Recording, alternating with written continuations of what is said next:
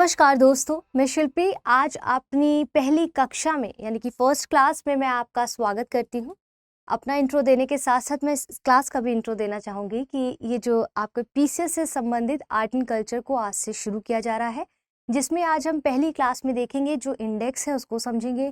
PCS में चाहे वो यूपी पीसीएस हो, चाहे वो बिहार पीसीएस हो, उसमें समझेंगे कि किस तरह से आर्ट एंड कल्चर के पार्ट को क्या-क्या पूछा गया है, किस तरह से महत्वपूर्ण है, क्या-क्या चीज़ें इसके लिए इम्पोर्टेंट हैं और किस तरह से प्रश्न पूछे जा रहे हैं पीसीएस में, उन सब चीज़ों को आने वाले लेक्चर्स में धीरे-धीरे हम समझेंगे। तो जो भी लेक्चर हम आगे पढ़ेंगे उसमें जो प्रीवियस ईयर के पीटी के क्वेश्चन भी पूछे गए हैं पीसीएस में उसको भी हम यहाँ पर कवर करेंगे और जो भी चीज़ें आपके एग्जाम्स के पॉइंट ऑफ व्यू से इम्पॉर्टेंट हैं उन सबको हम यहाँ पर कवर करने वाले हैं।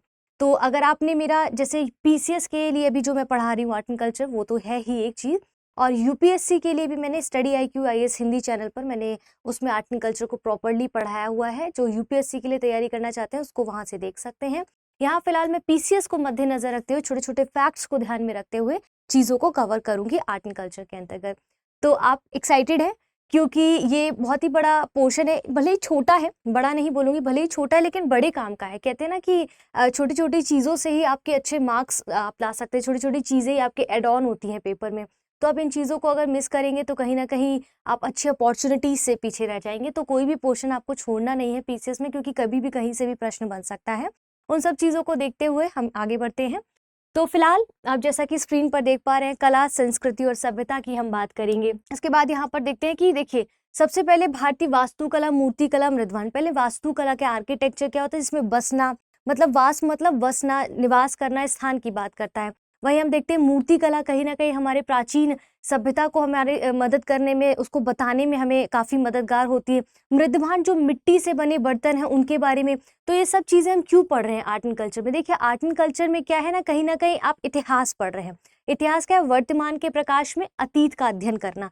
तो हम प्राचीन समय में क्या रहा है, पहले उस समय में कैसी परिस्थितियाँ थी, क्या चीज़ें थी, क्योंकि उन्हीं कला जो है, हमारी संस्कृति है, जो सभ्यता, उन्हीं से पता चल रहा है कि क्या परिस्थितियाँ थी उस समय पर, किन चीज़ों के बारे में हमें पता चलेगा जो हम भविष्य में उसको लेके जाएंगे या वर्तमान में जो क्रियाकलाप हम करेंगे। तो कहीं ना कहीं प्राचीन जो इतिहास है हमारा वो बहुत कुछ हमारे इतिहास के बारे में बताता है, ताकि वर्तमान में उसका रिफ्लेक्शन कहीं ना कहीं दिखाई दे। ठीक है, अब जैसे यहाँ पर हम देख रहे हैं वास्तुकला, तो देखेंगे कि कैसे समय के साथ साथ जो है आर्किटेक्चर बदलना शुरू हुआ। आप देखेंगे प्राचीन समय से लेकर ब्रिटिश शासन के काल तक कितने नए नए आर्किटेक्चर्स, बिल्डिंग्स बने। आर्किटेक्चर में बहुत सारी चीज़ आ जाती है, चाहे वो आपका मंदिर हो, मस्जिद हो, या कोई कहते कोई किला हो, इत्यादि चीज़ें, काफ़ी कुछ, कोई घर हो, तो ये सारी चीज़ें कवर होती। तो देखेंगे कि कैसे प्राचीन समय में किस प्रकार से किन चीज़ों का इस्तेमाल करके उसको जो है निर्माण किया गया, प्रेजेंट टाइम में उसकी क्या परिस्थितियाँ है, भविष्य में आने वाले समय पे उसकी क्या परिस्थितियाँ हो सकती हैं। तो वो सारा एक जो काल चक्र है वो सारा हम यहाँ पर कवर करेंगे। ठीक है, तो अब अगर हम प्राचीन समय से देखेंगे, यहाँ पर सिर्फ मैं इंडेक्स पढ़ा रही हूँ आपको ताकि मैं समझा सकूँ कि आने वाले जो भविष्य में आपके जो लेक्चर्स होंगे, जो कक्षाएं होंगी, वो किन चीज़ों पर आधारित होगी, उसमें हम क्या क्या चीज़ें कवर करेंगे। ठीक है, तो वास्तुकला कई सारी चीज़ों से मिलकर बनती है।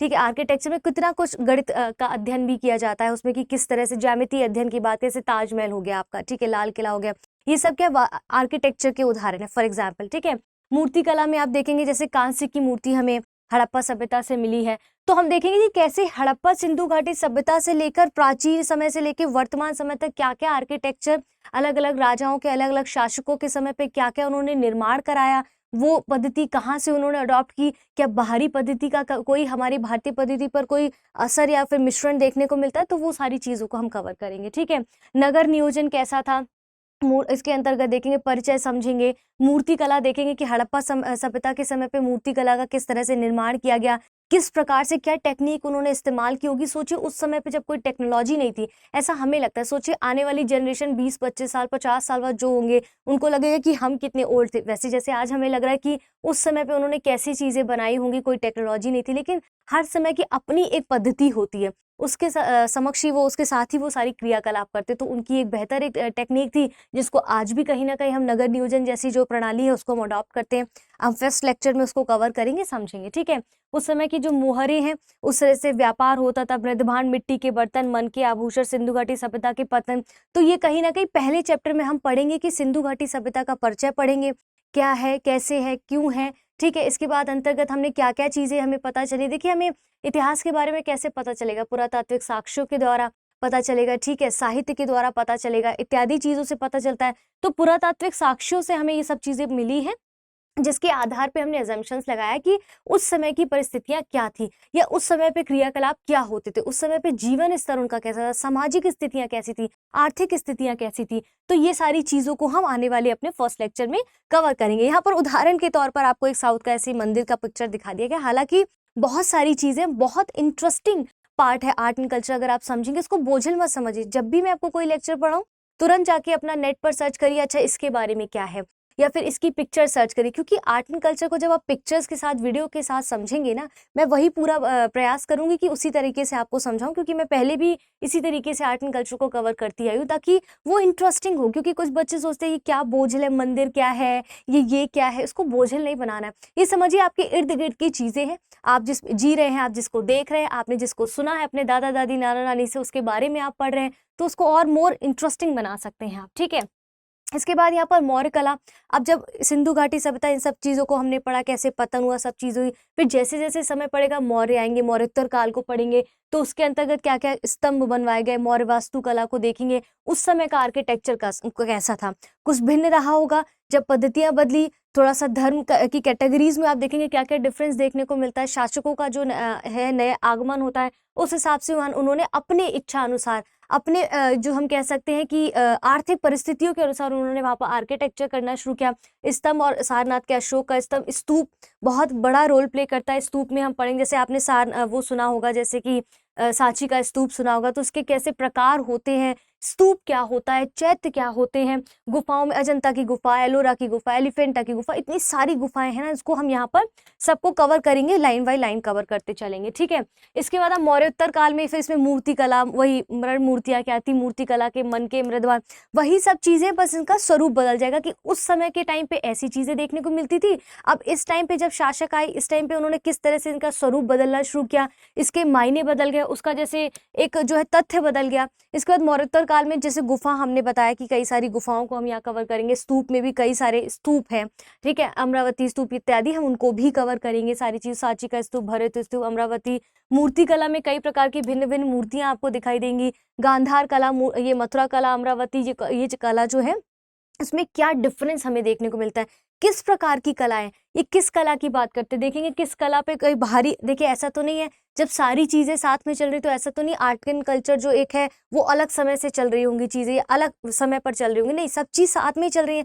बाकी के जो आक्रमणकारी आ रहे हैं, जो विदेशी आ रहे हैं, वो भी तो उस समय पे आ रहे हैं ना। मौर्य काल में देखिए, हम किसी भी काल के अंतर्गत देखिए, विदेशियों का आगमन हो रहा, तो कहीं ना कहीं उनका भी प्रभाव हमारी कला पे देखने को मिलता है, क्यों, कहीं ना कहीं आप देखें ग्लोबलाइजेशन की अगर हम आज बात करते, तो कुछ ना कुछ प्रभाव हमारे कल्चर पे तो देखने को मिलता है, वही समय वो था। तो उस समय पे भी कैसे कैसे भारी तत्व हमारी कला में, हमारी वास्तुकला में, कला के बहुत रूप हो सकते हैं, ठीक है। सिर्फ कला ये नहीं है कि हम ड्राइंग करें, पेंटिंग हो सकती है, मूर्ति कला हो सकती है, संगीत कला हो सकती है, नृत्य कला हो सकती है, कला का तो बहुत स्वरूप होते हैं ना। तो ये सब चीजों को हम, कलाएं क्या हैं, इसमें क्या डिफरेंस है, किस धर्म की बात कौन सी कला के अंतर्गत की गई, किसको क्या उजागर किया गया, उसके क्या मीनिंग है, वो सब चीजों को हम देखेंगे। जैसे गुप्त कला में अजंता की गुफा, एलोरा की गुफा, एलिफेंटा। अब इसको क्यों पढ़ेंगे, ये जो गुफाएं बनाई गई, जैसे चैत्य और बिहार जब हम पढ़ेंगे, जिसमें भिक्षुओं के निवास स्थान की बात करते हैं, तो ये गुफाएं किस तरह से एक बड़ा रोल प्ले करती है, उसके अंदर जो चित्रकारी की गई है, वो कहीं ना कहीं उस समय की सामाजिक परिस्थितियों को वहां पर दर्शा रहा है, या धार्मिक परिस्थितियों को दर्शा रहा है, धार्मिक जो एक मनोवृत्ति है उसको वहां पर दर्शाया गया, जिसको हमें पढ़ना है। क्योंकि प्रश्न यही से बनता है, बहुत बार लिख देते हैं कि इस गुफा के अंतर्गत ये जो है सोती हुई रानी का या विलाप करती हुई रानी का एक चित्रण दिया गया है। तो ये हम कैसे पता करेंगे, जब हम इन चीजों को पढ़ेंगे, क्योंकि पीटी मोस्टली ऐसे ही प्रश्न पूछता है पीसीएस के अंतर्गत, ठीक है। बाघ की गुफा, जूनागढ़ की गुफा, मंडपेश्वर की गुफा, वही सेम यहाँ की मूर्ति कला की पद्धति क्या थी, कैसे भिन्न थी, क्या प्रभाव दिखाई देता है, सारनाथ मूर्ति शैली, मंदिर वास्तुकला। मंदिर वास्तुकला मेंस के लिहाज से बहुत इंपॉर्टेंट हो जाता है। जैसे मंदिर आर्किटेक्चर में 3 शैलियां हम पढ़ेंगे, नागर शैली, बेसर शैली, द्रविड़ शैली। ये काफी बड़ा टॉपिक है, क्यों, क्योंकि इसमें काफी प्रश्न आते हैं, पीटी में भी आते हैं, मेंस में भी इसका जो है डिफरेंस पूछा जाता है। पहले तो हमें यही पता होना चाहिए कि नागर वेसर द्रविड़ शैली जो मंदिर शैलियां हैं एक्चुअली, इसका कहने का मतलब ये है बच्चों कि यहाँ पर जैसे आप देखेंगे कि इन पूरा भारत का मैप देखेंगे तो नॉर्थ में कौन से प्रकार के मंदिर का डिजाइन आपको मिलता है, मध्य में आपको किस प्रकार के मंदिर का डिजाइन मिलता है, साउथ में मंदिर के डिजाइन आपको बहुत डिफरेंट मिलते हैं। उसके पीछे का कारण क्या है, उसको बनाने के पीछे की मंशा क्या है, उनके क्या स्वरूप होंगे, उनके क्या प्रकार होंगे, इन सब चीजों को हम यहाँ पर कवर करेंगे आने वाले लेक्चर्स में। खजुराहो के मंदिर हो गए, चचंदेल शैली, सोलंकी चालुक्य शैली, वेसर शैली जो मैंने बताया, द्रविड़ शैली, इसके अंतर्गत जैसे चोल शासक आएंगे, नायक शासक आएंगे, उनके बारे में पढ़ेंगे। अलग अलग समय पे जो शासक आएंगे, देखेंगे कई सारे शासकों के समय पे अलग अलग चीजें आपको देखने मिलेंगी, चाहे वो आर्किटेक्चर मंदिर के रूप में हो, चाहे वो वहां पर किसी भी रूप में हो, ठीक है। इसके बाद चित्रकला, चित्रकला जैसे अब कला का एक बहुत बड़ा स्वरूप है चित्रकला। तो चित्रकारी क्या है, कहीं ना कहीं आप देखेंगे मूर्तिकला, चित्रकला हमारी भावनात्मक, जो आप कहेंगे भावनात्मक जो वो है चीजों को व्यक्त करता है, भावनाओं को बिना शब्दों के व्यक्त करता है चित्रकारी के थ्रू, मूर्तिकला के थ्रू। अब साहित्य में तो तभी आपने लिख दिया तो अपने भावनाओं को शब्दों में जो है पिरो दिया, ठीक है, शब्द रूपी जो है मोती में पिरो दिया। लेकिन चित्रकला ऐसी चीज है जिसमें अपनी भावनाओं को आप चित्रकारी के द्वारा स्पष्ट करते हैं। आप देखते होंगे कभी कभी पूरी पेंटिंग होती है, जैसे कृष्ण राधा का अगर हम उदाहरण लें यहाँ पर, ठीक है, किसी पर्टिकुलर उसकी बात नहीं करें, एक उदाहरण के तौर पर, क्योंकि आप देखेंगे ज्यादातर जो इस तरह की पेंटिंग्स है उसमें जैसे बाल लीला का उनका वर्णन किया गया, क्या कभी उसमें लिखा होता है कि किस चीज का वर्णन, लेकिन वो ऑटोमेटिक हमें समझ आता है, इस तरह से उसको चित्रित किया जाता है कि खुद ब खुद वो चित्रण अपनी कहानी व्यक्त कर रहा होता है, ठीक है। तो चित्रकला के सिद्धांत, प्रागैतिहासिक काल में अगर हम जैसे कि आप चले जाएंगे पहले की जो गुफाएं अगर हम देखेंगे, ठीक है, तो वहां पर गुफाओं में किस तरह से चित्रकारी उस वक्त की जाती थी बिना किसी साधन के, जिसके आज भी 30-35 हजार साल बाद भी हमें उसके साक्ष्य देखने को मिलते हैं। सोचिए उस वक्त उन्होंने किन रंगों का इस्तेमाल किया होगा, तो प्राकृतिक रंगों का वो इस्तेमाल करते थे। भारतीय चित्रकला का वर्गीकरण देखें, भित्ति चित्र क्या होता है, इसी पे पूरा एक शॉर्ट में पूछ लेते हैं प्रश्न, ठीक है। लघु चित्रकला, मुगल काल में चित्रकारी का हम देखेंगे अलग अलग शासकों ने, कुछ शासकों ने इस पे बहुत जोर दिया, कुछ शासकों ने इसको बहुत इंपॉर्टेंस नहीं दिया। तो ये सब राजपूत चित्रकला, मध्य भारत में, अब मध्य भारतीय अगर जो हम देखेंगे राजस्थानी चित्रकला, फिर मध्य भारत में हम देखेंगे, मध्यकालीन भारत में हम दिल्ली सल्तनत और हम मुगलों की जो चित्रकारी है उनको यहाँ पर देखेंगे, ठीक है। इसके बाद हम जैसे आधुनिक समय में आएंगे चित्रकारी में, तो इंडो गोथिक शैली का हम देख सकते हैं यहाँ पर, दूसरा हम जैसे नव रोमन शैली पे आधारित चित्रकलाओं को देखेंगे। ऐसे ही हम चीज़ों को कवर करेंगे। जैसे भारतीय चित्रकला की बात करें तो हड़प्पाई समय पे चित्रकला कैसी थी, मौर्य काल में कैसी थी, मौर्योत्तर काल में कैसी थी, गुप्त काल में कैसी थी, दक्षिण भारत में कैसी थी, ठीक है। वही उसमें हम देखेंगे मध्य भारत में आ जाएंगे तो जैसे मैंने बताया कि अभी इसमें मुगल काल में कैसी थी और जो दिल्ली सल्तनत काल में कैसी आपको चित्रकारी को देखने को मिलती। सेम यही पैटर्न जो है हम सब में लेंगे। अगर हम यहाँ पर बात करेंगे ना तो जैसे हड़प्पा में, ठीक है, हड़प्पा काल में कैसी थी चित्रकला, हड़प्पा काल में फिर चित्रकला हो, यहाँ पर हम लिख देते हैं चित्रकला हो या फिर वास्तुकला हो, ठीक है, वास्तुकला हो, और इसके बाद चाहे आपका मूर्ति कला हो, कितनी भी प्रकार की कलाओं की बात कर लें, मूर्ति कला हो आपका या नृत्य हो, इत्यादि चीज़ों को मैं एटसेट्रा लिख दे रही हूँ। आई होप आपको समझ आ रहा होगा। थोड़ी राइटिंग मेरी इस पे हाइट की वजह से सही नहीं आ पाती है। तो इसमें चित्रकारी में हम हड़प्पा सभ्यता के समय में चित्रकारी जो मिली उसको समझेंगे। इसके बाद हम यहाँ पर क्या कहते हैं मौर्य काल की हम बात करेंगे, तो यहाँ पर मौर्य काल में जितनी भी चित्रकारी है उनको मौर्य काल की बात करेंगे। फिर हम मौर्योत्तर काल की बात करेंगे, ठीक है, फिर हम मौर्योत्तर काल की बात करेंगे। इसके बाद हम गुप्त काल में देखेंगे दक्षिण भारत में चित्रकला का क्या स्वरूप रहा है उसको हम समझेंगे। तो ये चीजें सारी इसमें भी आएंगी, सेम एज इट इज इसमें भी देखने को मिलेंगी। यही पैटर्न आपको कि किस समय पे किसने क्या काम किया, उस समय के क्या जो परिलक्षण है वो हमारी चित्रकारी पे देखने को मिले, चाहे वो वास्तुकला हो, चाहे वो चित्रकला हो, चाहे वो मूर्ति कला हो, चाहे वो नृत्य हो, चाहे वो संगीत हो, इत्यादि चीजों को हम इस कलाकाल में कलाखंड में जो है इस तरह से डिवाइड करेंगे। तो एक एक एरा में क्या क्या चीजें हमें दिखाई देती हैं, ठीक है। इसके बाद हम यहाँ पर अब बात करेंगे मध्य भारत में, ठीक है। इसके बाद हम मध्य भारत में बात करें अगर, ठीक है, मध्य भारत में अगर हम बात करें, ये हम प्राचीन भारत में बात कर रहे हैं यहाँ पर, ठीक है। प्राचीन भारत में हम देखेंगे क्या क्या चीजें हमें देखने को मिलती है प्राचीन काल में। इसके बाद मध्य भारत में, ये प्राचीन भारत का बात कर रही हूँ मैं। फिर मध्य भारत में आप देखेंगे यहाँ पर जो है मुगल पहले देखेंगे दिल्ली सल्तनत, ठीक है। दिल्ली सल्तनत के दौरान आपको ये सब चीजें कैसे देखने को सल्तनत देखने को मिलती हैं सारी चीजें, ठीक है। इसके बाद यहाँ पर आप मुगल काल के में देखेंगे सारी चीजों को। तो ये कहने का मतलब है कि मध्य भारत में दिल्ली सल्तनत में चाहे वो चित्रकला हो, चाहे वो वास्तुकला हो, चाहे वो नृत्य शैली हो, इत्यादि चीजों को हम ऐसे कवर करते जाएंगे अलग अलग कालखंड में, ठीक है। तो दिल्ली सल्तनत में, इसके बाद मुगल काल में, इसके बाद जैसे ही हम आधुनिक समय में आएंगे तो अब यहाँ पर जैसे हमने मध्य प्राचीन भारत में देखा, मध्य भारत में इन सब चीज़ों को कवर करेंगे। फिर इसके बाद हम यहाँ पर आधुनिक भारत में आज की बात करें कि आज हमारे काल में क्या रिफ्लेक्शन इन सब चीज़ों का दिखाई देता है। तो इसमें इंडो गोथिक शैली को हम देखेंगे, ठीक है, इंडो गोथिक शैली हो गया, नव रोमन शैली हो गया। अब इसमें क्या डिफरेंस हो गया होगा, पुरानी चीज़ों को इसमें कवर किया जाएगा या फिर इन्हीं चीज़ों को जो है इसमें और नई चीज़ों को अडॉप्ट करके हम उसको कैरी फॉरवर्ड करेंगे। तो कहने का तात्पर्य है कि चित्रकला, वास्तुकला, मूर्तिकला को हम जैसे प्राचीन भारत में इन सब चीज़ों में कवर करेंगे, फिर मध्य भारत में कवर करेंगे, फिर आधुनिक काल में इनको इसके अंतर्गत इन चीज़ों को समझेंगे। ठीक है, यहाँ तक क्लियर है। अब वही सब पहाड़ी शैली, लोक चित्रकला, अब यहाँ पर लोकल में जो चित्रकला अलग अलग स्टेट में अलग अलग जगह पे लोकल एरियाज में, जैसे राजस्थानी में हम बहुत सारी चित्रकला को देखते हैं, आधुनिक चित्रकला में क्या चीज़ें देखने को मिलेंगी, वही जैसे मैंने भी समझाया।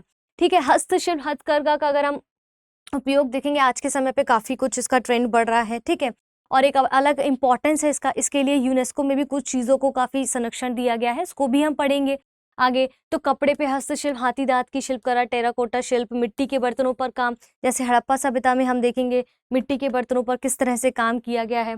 कांस्य शिल्प, धातु शिल्प, टेराकोटा का ये जो शब्द है वो वहीं से आपको देखने को मिलेगा, कैसे पकी हुई मिट्टी से जो बर्तन बनते हैं। ठीक है, तो भारतीय हस्तशिल्प, ये इन सब चीज़ों के बारे में इतिहास का क्या रहा है, वर्तमान में क्या परिस्थितियां हैं, लकड़ी पे हस्तशिल्प की जो कामगारी है उसकी बात करें, विभिन्न प्रकार के शिल्प, कढ़ाई कला, इन सबको हम कवर करेंगे। संगीत में भारतीय संगीत की कुछ शैलियां, जैसे हिंदुस्तानी शैली, कर्नाटक शैली, इनको हम कवर करेंगे क्योंकि मोस्टली प्रश्न यहाँ से पूछा जाता है, इसके अंतर्गत काफ़ी चीज़ों को देखेंगे।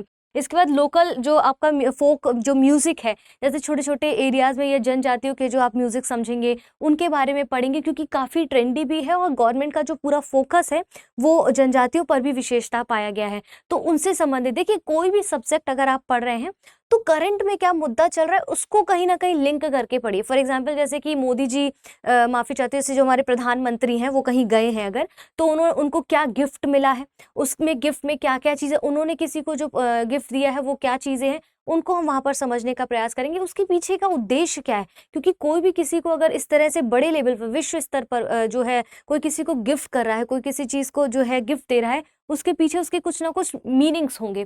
तो आर्ट एंड कल्चर को इस तरह से समझना है। हमारी सोसाइटी में जो त्योहार हैं, जो पर्व हैं, उनके पीछे की क्या मंशा है, उनको समझना है। तो इस तरह से लिंक करके समझना है, या वर्तमान में क्या चीज़ें करंट में बनी हुई हैं उसके साथ कनेक्ट करके हमें आर्ट एंड कल्चर को पढ़ने का प्रयत्न करना है, तभी आप समझ पाएंगे। ठीक है, वही आधुनिक संगीत, संगीत में आधुनिक विकास कैसे हुआ। प्राचीन समय पे एक अलग तरह के इंस्ट्रूमेंट्स थे, अलग तरह का म्यूजिक था। आज के समय पे लिरिक्स का स्वरूप बदला है, कुछ म्यूजिकल इंस्ट्रूमेंट्स भी कितने बदले हैं, नए नए तरह की चीज़ें ऐड ऑन हुई हैं, तो वो सब चीज़ों को यहाँ पर हम देखेंगे। ठीक है, नृत्य कलाएं, अब देखिए संगीत की बात हो रही तो नृत्य को कैसे छोड़ सकते हैं, ये भी तो कला का एक रूप है, विद्या ही तो है ना ये।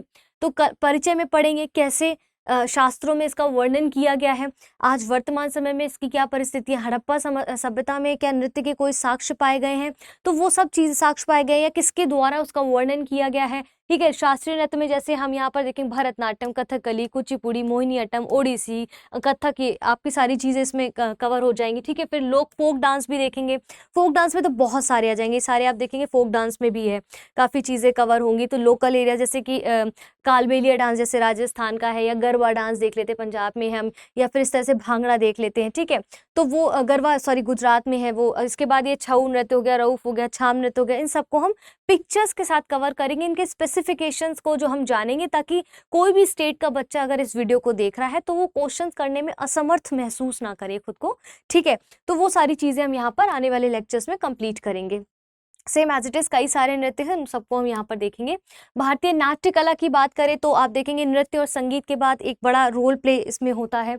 तो शास्त्रीय संस्कृत नाट्य कला, जो लोकल जो फोक जो है नाट्य कला, उनको देखें। अनुष्ठानिक नाट्य कला क्या होता है, मनोरंजन नाट्य कला क्या होता है, दक्षिण भारत की नाट्य कला एक अलग स्वरूप प्रस्तुत करेगा, उन सबको हम नाट्य कला के अंतर्गत कवर करेंगे। कठपुतली, ठीक है, कठपुतली में भारत का विकास कब से हुआ, कितने प्रकार की कठपुतली, छाया कठपुतली, सूत्र जो है कठपुतली, इसके बाद आपका छड़ी कठपुतली हो गया, दस्ताना कठपुतली हो गया, तो इन सबको हम वहाँ पर पिक्चर्स के साथ कवर करेंगे और देखेंगे कि इससे किस प्रकार से प्रश्न पूछे गए, पीटी में भी हम देखेंगे। तो जब भी मेरी कोशिश रहेगी जितना ज़्यादा से ज़्यादा मैं आपको प्रश्नों के द्वारा समझा सकूँ, ताकि आपको समझ आए कि क्वेश्चंस का नेचर क्या पूछा गया, क्योंकि सिर्फ पढ़ लेने से कुछ नहीं होगा, सिर्फ पढ़ना ही काफ़ी नहीं है जब तक आप उसके प्रश्नों को हल नहीं करेंगे। यदि आपको आर्ट एंड कल्चर में पीसेस से संबंधित कोई आंसर राइटिंग करनी है तो आप मुझे मेरे टेलीग्राम चैनल शिल्पी वर्मा 22 पर सेंड कर सकते हैं। वहाँ पर मैं आपको चेक करके बता दूंगी कि क्या चीज़ें हम इसमें ऐड ऑन कर सकते हैं, क्या कर सकते हैं। भारत में मार्शल आर्ट, कलारी पट्टू काफ़ी सुना होगा आपने, ठीक है। इन सब थांगटा, गतका, लाठी, इन सबको हम वहाँ पर धीरे धीरे एक एक टर्म को कंप्लीट करते चलेंगे। अब देखिए इतनी सारी चीज़ों को हम पढ़ रहे हैं, कहीं ना कहीं कुछ चीज़ें, कुछ जो संस्कृति, जो हमारे पर्व है, या हम कह सकते हैं पर्टिकुलर कोई, जैसे कि हस्तशिल्प में हमने देखा कुछ चीज़ें हस्तकरघा हो गया, या कुछ ऐसी चीज़ें हैं जो बहुत विशेषता किसी जनजाति के द्वारा फॉर एग्जाम्पल बनाई जा रही हैं और समय के साथ साथ विलुप्त हो रही है, उनकी पूछ नहीं हो रही है, उनके बारे में कोई जानता नहीं, तो धीरे धीरे उनको संरक्षण दिया जाएगा। तो यूनेस्को की क्या भूमिका है उसको हम समझेंगे विश्व स्तर पर, ठीक है। और भारत में यूनेस्को के विश्व स्तर की सूची में क्या क्या चीज़ों को डाला गया है उनकी हम लिस्ट को देखेंगे। इस तरह से मैंने एक सीरीज भी हिंदी चैनल पर अपने ये स्टडी IQ हिंदी पे मैंने दिया हुआ है, तो वहाँ पर भी मैंने लक्ष्य में बताया था कि कैसे करंट के साथ में अपन जो है आर्ट एंड कल्चर को पढ़ सकते हैं। वहाँ पर मैंने काफ़ी चीज़ों को कवर किया। अब जैसे भाई देखिए भाई, मैंने क्या बोला था, कैसे प्राचीन समय में, मध्य भारत में, आधुनिक समय में हम कैसे साहित्य को समझेंगे। देखिए वही चीज़ें यहाँ दी गई हैं, ठीक है। हड़प्पा सभ्यता में लिपि जो दी गई वो हम क्या पढ़ सके हैं, नहीं पढ़ सकें, कितनी पढ़ ली है, क्या स्वरूप था, वही हम यहाँ सारी चीज़, साहित्य, उपनिषद, रामायण, महाभारत, इन सबको थोड़ा थोड़ा यहाँ पर समझेंगे, ठीक है। तो आप इसके बाद यहाँ पर भारत में धर्म और दर्शन, इन सब धर्मों के बारे में पढ़ेंगे, किस प्रकार से भिन्न है। क्यों ये पढ़ेंगे, क्योंकि आप जितनी भी चीजें आगे देखेंगे ना, जो गुफाएं हमने देखा, स्तूप, चैत्य विहार की बात कर रहे हैं, जब तक हम इनसे रूबरू नहीं होंगे हम उन चीजों को समझने में थोड़े से कैपेबल नहीं हो पाएंगे। क्योंकि हम कैसे समझ पाएंगे कि किस समय से किस समय काल की बात कर रहा है, क्यों उस समय पे पर्टिकुलर बौद्ध धर्म का ही रिफ्लेक्शन उसमें देखने को मिल रहा है, क्यों जैन धर्म का नहीं, या क्यों सिख धर्म का नहीं। तो ये डिफरेंस समझने के लिए हमें धर्मों को समझना होगा, ठीक है। कहीं ना कहीं धर्म हमारे समाज में, इतने सारे धर्मों का होना भी हमारे समाज में अनेकता में एकता की बात करता है। तो कहीं ना कहीं इस तरह से हम उसको समाज के साथ लिंक करते हुए अपने दर्शन और समाज को, धर्म को हम दर्शा सकते हैं, ठीक है। इसके बाद हम देखते हैं मेले और त्योहार बहुत बड़ा रोल प्ले करते हैं हमारे भारत में, जो है बाहर से टूरिस्ट भी हम इस चीज़ के लिए काफ़ी, अब जैसे कुंभ का मेला हो गया आप देखेंगे, ठीक है। तो ये कितने प्रकार के मेले दिखते हैं। धार्मिक त्योहार आपको कैसे देखने को मिलते हैं, हिंदू त्योहार क्या है, मुस्लिम त्योहार में कितने प्रकार के हैं, ईसाई धार्मिक, तो अन्य धर्म के त्योहार, तो इन सब धर्मों के त्योहार को आप समझेंगे तब आप डिफ्रेंशिएट क्रिएट कर पाएंगे कि किस समय की बात कर रहा है। इससे मेंस में मोस्टली प्रश्न पूछे गए हैं। और जैसे कभी कभी एकदम से अलग तरीके से त्योहार की बात कर देते हैं और यहाँ पर कुछ त्योहार दे देंगे आपको, क्योंकि वो त्योहार PCS नहीं पूछेगा आपसे जो बहुत कॉमन है। कुछ ऐसे डिफरेंट त्योहार पूछेंगे जो छोटी छोटी जनजातियों के द्वारा छोटे छोटे एरियाज में उनको जो है सेलिब्रेट किया जाता है और उनके बारे में हमें पता नहीं होगा तो प्रश्न गलत हो जाएगा। तो मैच द फॉलोइंग में भी इस प्रकार के प्रश्न पूछे जा सकते हैं, ठीक है। उनको हम पिक्चर्स के साथ पढ़ेंगे, डोंट वरी, क्योंकि ना वो सारी चीज़ें जब तक आप पिक्चर्स में नहीं देखेंगे, उसको समझेंगे नहीं। बहुत बार होता है जब एग्जामिनेशन हॉल में बैठे होते हैं, मुझे ऐसा लग रहा है कि मेरी स्पीड थोड़ी फास्ट हो रही है, एंड माय बैड, क्योंकि बहुत बार मैं भूल जाती हूँ कि मैं लेक्चर ले रही हूँ, मेरी स्पीड थोड़ी सी ज़्यादा हो जाती है। तो नेक्स्ट लेक्चर में मैं थोड़ा ध्यान रखूँगी अगर ऐसा हो रहा है तो।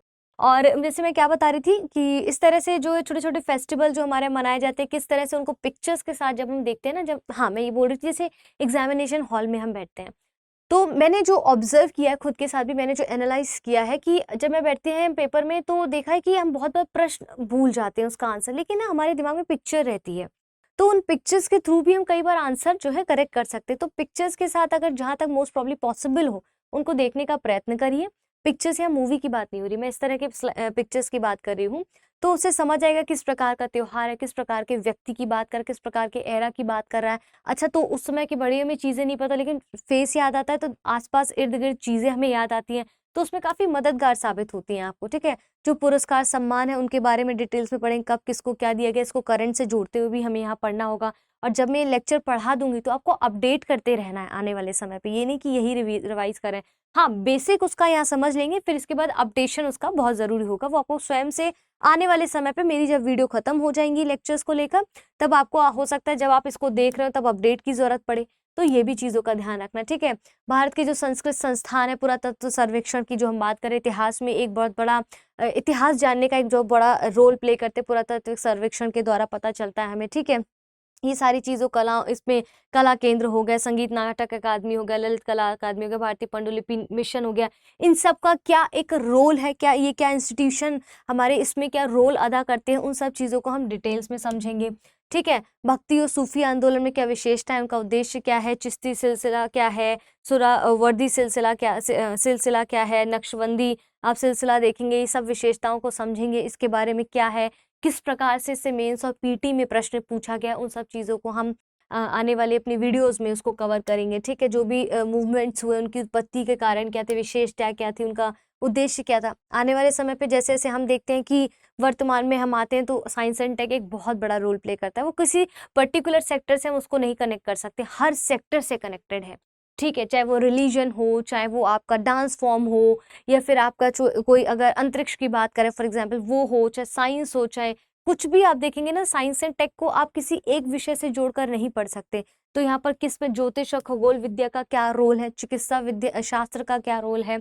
ठीक है, टेक्नोलॉजी, भारत के जो महान वैज्ञानिक है उनके बारे में थोड़े से व्यक्तित्व को यहाँ पर भी हम कवर करेंगे, जो इंपॉर्टेंट व्यक्तित्व रहे हो, चाहे वो चित्रकला से संबंधित हो, चाहे वो नृत्य से संबंधित हो, या फिर संगीत से संबंधित हो, या मूर्ति कला से संबंधित हो, उन सारे जो करेक्टर्स हैं उनको यहाँ पर हम, जो मेन पर्सनालिटीज हैं उनको हम यहाँ पर कवर करेंगे। तो इस तरह से हमारा जो ऑल ओवर पूरा जो टॉपिक रहेंगे, हम इस सीरीज में अपने टॉपिक्स को कंप्लीट करते चले जाएंगे। ठीक है, हो सकता है किसी किसी टॉपिक में 2-2 3-3 लेक्चर्स आपको मिले, किसी किसी में 1-2 ही लेक्चर्स मिले, लेकिन पूरा देखना है वीडियो को। कोशिश करूंगी शॉर्ट टर्म में वीडियो बनाऊं ताकि बोझिल भी ना हो, आप नोट्स बना सकें, और जब भी आपका लेक्चर आया करेगा, ये तो मैं बताना ही भूल गई, तो आपका ये जो लेक्चर है वो आप देखेंगे कि ट्यूसडे और थर्सडे और इसके बाद सैटरडे आपका ये लेक्चर आया करेगा।